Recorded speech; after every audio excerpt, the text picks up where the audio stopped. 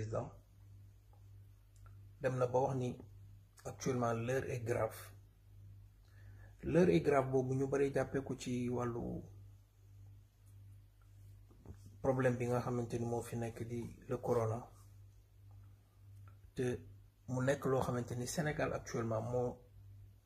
situation bi moo catastrophique jéggi dayoo dépassé ñi nga xamante ni mooy les hommes politiques dépassé le président de la République du Sénégal moom xam na ni ñu ngi nekk ci phase bu grave muy économie sénégalaise bi doy na war Sénégal bu nekk ci dëkk bu ndóol dëkk bu ñàkk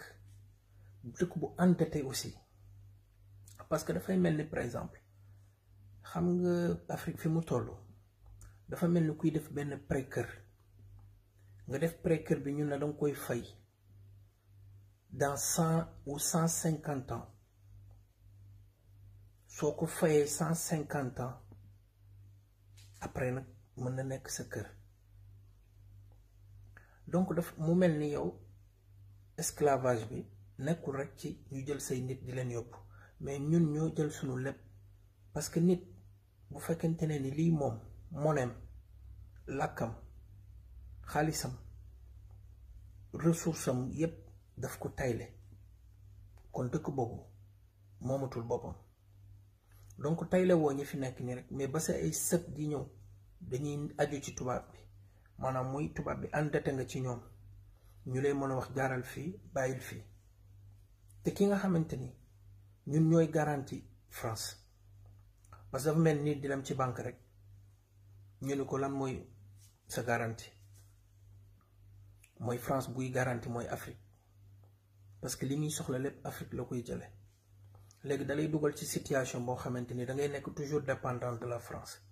ñu lay wax jaaral fii mënoo jël décision boo xamante ni France àndu ci te du la tegal benn système boo xamante ni da ngay mën a yow autonome nekk pays bu maanaam pays bu indépendant boo xamante ni da ngay mën a dem ak sa bopp déedéet ñoom dañ lay conditionner toujours xam nga le vieux di Abdoulaye Wade nekk un grand monsieur li yëpp xeexoon na ko mu ngi ko doon xeex pour mu dañ parce que dafa am état loo xamante ni du looy mën a wax mais xam nga système bi te xam nga ni fi nga bëgg fi nga fekk réew mi soo ko bàyyee foofu duñ dem parce que li ñuy gis ci kaw nii ak financement yi nga xam dañ la koy obligé di la ko defloo te amul benn intérêt ak sa dëkk parce que li nga xamante ni moom mooy doxal dëkk bu fekkente ne l'essentiel boobu ñoom danga koy teggi doo dem te ñoom ñi lay financer loolu lañuy soxla ci yow parce que dañu war a toll foo xamante ni gis nga mbuumu njaam boobu tant que dagguñu ko bu ñu sori mais duñu avancer te mbuumu ñaam bi fi ñu ko laxas dafa metti ba pare ñi nga xamante ni ñoom ñooy sunu ay dirigeants nga xamante ni dañoo waroon nekk ay nit ñoo ay patriotes mu leer na ni réew mi xoj nañ ko te xoj biñ ko xoj il faut que ñun ci sunu ay doole la ñuy réunir xool dëkk bi yi nga xam mooy l'essentiel li yow mënul ñàkk fexe investir ci domaine boo xamante ni booy soxla ci biti li ngay soxla du bari comprendre parce que dëkk moom c'est normal que il faut ngay soxla ci biti mais boo amee yi nga xamante ni bu dee wàllu lekk bi yow fexe nga ba li ci ëpp boo amul 100% nga am 80 wala nga am 70% loo xam dina jóge ci réew mi muy bay bi ñu mën ko imposer nit ñi mais bu fekkente ne ni dañuy jël tool yi di ko jox ñoo xamante ni ñooñu duñu ay baykat ay businessman lañu kon bay bi mënul avancer te bay dafa war a dox parce que réew mu bëgg moom boppam tam li ngay lekk wala alal ji nga yor jógewul ci sa réew parce que boo xoolee ci sunu entreprise yi aussi boo jëlee néewal doole ci sa waa réew jël entreprise étrangère bi utal leen faveur yoo xamante ni yow say propre entreprise amuñu ko mais kañ la ñuy dem te dañu war a dem nga waroon a xoolal naar yi par exemple amul benn entreprise étrangère boo xam da ngay ñëw te doo associé ak naar yi il faut nga associé ak ñoom te boole bu ngeen di associé nit ki mënoon du ngeen associé ngay mën a jël 70% muy am 30% non mais na nga xool sa waa doomu réew bu lu ciy am côté faveur bu ciy am nekkee ci sa côté doomu réew parce que ñun dañu ñàkk te xaalis bi ñu yor dañu soxla mu des ci dëkk bi parce que lépp mënul des ci dëkk bi mais nañu xool loo xamante ni au moins bu doon 70% di reste ci suñu dëkk parce que ñu fexe ñun suñu ay entreprise taxaw entreprise sénégalaise bi taxaw ba nga xamante ni lu réew mi soxla waa doomi réew mi ñooy génne joxe d'abord keneen kuy complété nga complété ñu mën a dem essayer ñun di dem ak suñu parce que foofu la àdduna tollu actuellement parce que corona bi ñuy wax ni mooy gis nga ñun li ñu dal moo raw corona parce que bu ñu yoree ay njiit yu nga xamante ni dañuy gis réalité bi mu nekk en face ñu di gëmloo nit ñi leneen loo xamante ni lii doxal réew dañ ko teg fale xam nga réew dina toll foo xamante ni ñaati économiste lañ yor au Sénégal yor nit ñu xarañ ñoo xamante ne xam lan mooy économie problème bu sérieux bu toll fii nga war a jël politiciens yi écarté leen jël sénégalais yi nga xamante ni ñii ay sénégalais lañu jàng xariñ xam lan mooy économie nga jox leen xamal leen ni leen actuellement fii ñu toll l'heure est grave te bu ñu continuer ci rythme bi dañuy suux parce que pant la ñu nekk ñoom ñu mën la tegaat ci ay raay tegaat la ci ay raay Sénégal bokkaat jóg dox mais mënuñu par exemple nga xam ni yow yaa ngi xoolal projet yi nga xamante ni dangay xool depuis que monsieur le président nekk fi xoolal projet phare yi mu créé yëpp lan moo ci intérêt Sénégal lan loo ci gis loo xamante ni lu taxaw la loo xamante ni pour intérêt doomu réew mi te doomu réew mi buñ koy wax parce que réew moo xam ne ñi ñàkk ñoo ëpp ñooñu bu fekkente ne ni mbir mi du nekk à leur faveur kon ci favoru kan lay nekk parce que xoolal train boo xamante ni ay mille et quelques milliards nga def ko ci te jusqu'à présent fi mu taxaw bougé wu fa yàqal ñi nga xamante ni doomu réew mu ndaw mi nga xamante ni mooy le bas peuple daan jóg ko dem di jóg amatuñu fu ñu jaar maanaam seen dem ak si li ñuy koo xam bu day génn pour am lu mu indee lekk moom nga fexe yow baare nga ko ba day def benn tour boo xam temps bi mu koy perte ci wàllu sécurité amul ci projet boobu ba léegi ñaata at donc nga pénaliser nit ñi pour ay 3 ans yoo xamante ni demuñu dikkuñu nga jël alal jooju injecté ko ci loo xamante ni fa mu toog jógu fa ci loolu ku am vision aussi day doy waar nga xool aussi jëm ñaajo bi même chose ñaata milliards lañ fa def te ba léegi mu ngi noonu donc mu nekk dëkk boo xamante ni yaa ngi ak ay boroomi xam-xam nga mën a jël associé ci ñooñu tout le monde autour de la table pour l'intérêt du Sénégal xam ni dëkk bi moo demul doxul fi ñu toll nga yaa ngi te ngay tâtonner te dëkk kenn du ko yor ci di tâtonner te nga yor doomu réew yu xariñ la preuve boo ko xoolee ci mbas mi rek gis nga les jeunes créateurs ñu politique techniciens yi xoolal yi ñu def tey nga xool ki nga xamante ni càmm bi nekk à Darou Moussi te sa côté mbay nga xamante ni bu fekkente ne ni jur gi amut bay bi doxul jur gi du ñu lekk koo xamante ni c'est un Sénégalais créer loo xamante ni ay machines yoo xamante ni da nga ko daan jéggaani chinois yi lan lañ ñu rawee Sénégalais yi nekk ay créateurs yoo xam li leen manqué rek mooy moyen ñu encadré leen nga war a profité ci lu mel nii xam ne Sénégalais yi xarañ nañ te bëgg nañu liggéey ku mel ni càmm boobu ay millions lañu ci Sénégal ñu mën leen a jël récupérer leen jëlaat dëkk bi au sérieux ñu xam ni réew mi moo nekk ci problème nga taxaw aussi monsieur le président liggéey dëkk bi parce que yow mënutoo dem nga jël ñi nga xamante ni am nañu xarañte bi économistes yi ñu wan la yoon booy jaar parce que yoon yi ngay làmb yépp benn demul kon il est temps que Sénégalais yi yëg ñoom seen bopp parce que sonn nañu coono bi ñuy am nga xamante ni lii nga xamante ni dafa jóge ci Sénégalais yi jóge ci état bi ñëw ci ñoom yaa ngi koy dévier muy dem ci lu ñàkk fayda ñu war a jëlaat lépp tegaat ko redresser waat économique xoolal tubaab bi dañuy yegg foo xam bu ñu demee ba xam ni mënatuñu dem dañuy gis ñoo xamante ni ñoo mën a redresser dëkk bi ñu teg leen mais ñun toujours politique nga xoolal situation bi ñu nekk xoolal ceeb bi xoolal ni ñu koy distribuer nga def discours bu rafet boo xamante ni mooy dangay nit ñi Sénégal bi moom dafay jàkkaar ni da boo nee xob rek le lendemain moom lépp taxaw na ci kanam 3 mois ngi nii ba léegi am na ñoo xam yëpp dañ koy dégg rek mais gisuñu ko mais loolu xam nga doy na war nga jël koo xamante ni ministre ñaata ministère nga ko jox mu nekk maire en même temps dëkk ba mu yor xamu fa dara ministère yi mu yor dépassé na ko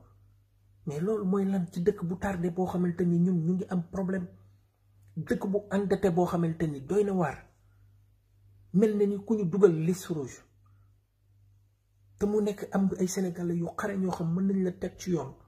nga dëggaat dëkk bi boole sénégalais yi ci biir jël dindi politique teg ko nale xam ni ñun situation bu ñuy toll yow wax nga ko l'heure est grave dépense état bi yow en personne wax nga ko xoolal caisse noire yi sa caisse noire nga war ci waxaat caisse noire u assemblée nationale nga war ci wax caisse noire u Aminata Tall même chose yooyu la ñu war a dépasser ci réew moo xamante ni doy na war côté boo ci laal mu ngi metti ngeen war a mën a taxawaat jëlaat mbir yi au sérieux ça fait combien d'années goo xamante chaque année ñu voté la caisse noire boo xamante ni lu la neex nga ciy def yooyu mooy lan ci dëkk bu tardé bu endetté ay sénégalais yi toog bëgg liggéey mënuñu dem mais kon kañ lañuy dem boo ñuy bëgg a wax ni bëgg nga doxal réew mi doy na waar amul projet boo fi def boo xamante ni lu urgent la amul parce que fi nga war a def xaalis bi sénégalais bu ci ne war a yëg boppam xaalis bi war a circuler ci biir nit ñi parce que loolu mooy problème mu Sénégal mooy alal ji dafa demee côté te ku ci nekk war a yëg sa bopp ci mbir yi doy na kee man kon monsieur le président ñu lay wax de grâce jëlaatal Sénégal nga teg ko ci loxo yi sénégalais yi nga taxaw ci jafe-jafe sénégalais yi économie si xam lan mooy dëkk xam luy doxal dëkk nga woowaat leen ñu liggéey réew mi parce que lii dafa mel ni lu ñuy saax-saaxe te tôt ou tard di nga rendre compte aussi les sénégalais di nga leen rendre compte te fii ñu yegg nii bu fii ñu taxaw nii sénégalais yi bu ñu toogee croiser les bras réew mi dina yegg foo xamante ni pour tegaat ko ci yoon dina jafe parce que boo xoolee sunu ndaw ñi nga xamante ni ñooy espoir du deme bi ci ban espoir lañu am lan mooy seen yaakaar parce que ndaw moo xamante ni dafa war a jàng war a tegu ci yoon boo xamante ni liggéey dafa koy yomb mais bu dem ndaw yi ñu demee def ko ci seen bopp ni dëkk du liggéey te dëkk bu fekkee liggéey génne nga ko ci maanaam business war a mën a nit ki xalaat ni moom dafa war a business pour réussir mais kon foofu tolluwaay boobu doy na war te foofu la Sénégal toll actuellement dañu gëm ni dañu war a business pour réussir te business yoru réew war nañu jaaykatu caaf bi war naa mën a yëg boppam ci réew mi activité am war a mën a dox tey ji xoolal ñaata jeune mécanicien nga gis ñu yor seen garage ñu jëlee leen fa ok mais ñooñu recaser leen parce que dañu bëgg liggéey nga xool coxeur yi ngay gis di leen xeeb ñuy def nii mais ku ci ne mu ngi permettre te war na mën a liggéey xoolal gaaru ceer yi ngay gis nii boo fa demee ndax loolu mën nga ñeme taxaw ni gaaru ceeral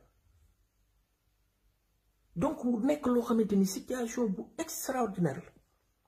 la léegi alors réew mi ci fan lay dugg te yéen ñi ñu dénk suñu réew ngeen koy gis dafa yeewoo di fa ñëw xool lu toll ni gaaru ceer amul ndox xoolal Sénégal ñàkk ndox bi fa ne ñu mën a privatiser lu toll ni luy ndox électricité téléphone bi yooyu yëpp nga teg ko ci loxo ñan aussi tamit li nga xamante ni góor gi liggéey na ko ñafe ko ba ñu yegg si fii ba war a génnaat ci France moom suñu bopp nga delloowaat ñu France jëlaat lépp jox leen ko mais associé ci sax les privés jëndaat réew mi boo leen booy jaay sax benn 20% mais 80% yi Sénégal yor ko di mën a décider mais xoolal jusqu'à présent ndox Sénégal yi ba léegi ñu toog di ko jooy am dëkk yoo xamante ni ba léegi amuñu sax courant école yoo xam ne abri provisoire yi nekk ñaata donc nga yor cortège boo xamante ni ay 15 oto di la topp oto bu ci nekk rek mën naa tabax ay oto ay école mais loolu lan la donc ñu bëgg a wax ni discours yi ak façon yi l'heure est grave boobu ngay wax nga taxaw ci jafe-jafe sénégalais yi am na ministère yoo xamante ni ban rendement lañ ñu amal aussi parce que bu fekkente ne un ministre buy jël décision amul wane ni capacité nga koy jële l'homme qu'il faut à la place qu'il faut foofu la ñu toll actuellement pas les politiciens politiser affaire yi teg nit ki foo xamante ni munu parce que ñiy doxal réew mi actuellement boroom xam-xam yi nga xam da nga leen ginnaawal te associé woo leen réew mi mënul fexe ba dem il faut que ñu associer boroom xam-xam yi ak politiciens yi parce que yéenay décider yaay déterminer politique de la nation. Mais comme dem nga ba mënatoo mais jëlal ñi xarañ teg leen ñi nga xamante ni vraiment ñii bëgg nañu liggéey. parce que ku ci am na ci ñoo xamante ni lu dul seen intérêt parce que souffrance su sénégalais yaa ngi nii ngay kat def projet yoo xamante ni dafa mel ni amoo ay conseils aussi. nga xool sénégalais bi daan liggéey 1000 francs 2000 nga gis ko fekk ko ci poste ba mu nekk fa 5 ans yoo xamante ni même liggéey bi lay def te état war ko mën a may doole ñu yor seeni permis xale yi nga xamante ni ñu ngi nekk di liggéey ñaata boo demoon ci menuisier yi même chose boo ñëwee ci soudeur yi même chose mécanicien yi même chose boo yi wan la ni bëgg nañu liggéey mais ku leen di encadrer kan état war ci dugal loxoom. mais politique bi tant que yenn ñu ci duñu avancer ndax boroom xam-xam yi boo leen jëlee écarté leen jël ñoo xamante ni toujours ku ciy wax danaan le président kenn ku ciy jël di wax ak xam-xamu boppam amul. mais doy na war kon ñu lay wax monsieur le président de grâce jëlal réew mi metti na sonn nañu di wax les sénégalais ñu taxawaat xalaat xam ni suñu réew mi fi mu jëm balaa ñoo mën a xam dégâts yi fi nekk ñu jël Macky Sall dem ci la ñuy gën a comprendre lan mooy problème mu Sénégal. parce que actuellement mënaguñ ko xam mais bu ñu taxawee dëgg ba Macky Sall jóge fi ci la ñuy xam moom nan la def Sénégal ak situation bi mu yóbbu Sénégal. xam nga góor gi wax na ko ñu jàpp ni politique la chaque jour mu ngi leb mais booy leb te dugaloo ko loo xamante ni day jariñaat réew mi fan lañ jëm. ngay leb di leb te boo lebee au moins def ko foo xamante ni sax sa askan dina leen jariñ yow yaa ngi xool li nga xamante ni mooy base réew santé bi mu ngi jooy éducation bi mu ngi jooy mais dëkk boobu tey ji lan bu ñooñu ñëpp di jooy. ñi war a tëggaat façon sénégalais yoo xamante ni ëllëg mentalité yi changé xam ni dañoo war a liggéey mais koo wax tey ji mu ndax ñi jàng ba yor maîtrisard yaa ngi taxawaalu nga nekk un jeune. kon doy na waar sénégalais yi nañu jëlaat suñu réew xam ni kii nga xamante ni vraiment moo nekk ci kanamu réew mi ndax mënul dem Macky bëgg na mais mënul. te ñi nga xarañ ñi nga xamante ni mën nañu dañ leen a génn ci réew mi te ñu ngi ci biir réew mi ñu war leen a woo ñuy ay sénégalais yu xarañ ñu war leen a jox seen place Sénégal bokkaat ci doomu réew ndax doy na war. jërë ngeen jëf le combat continue.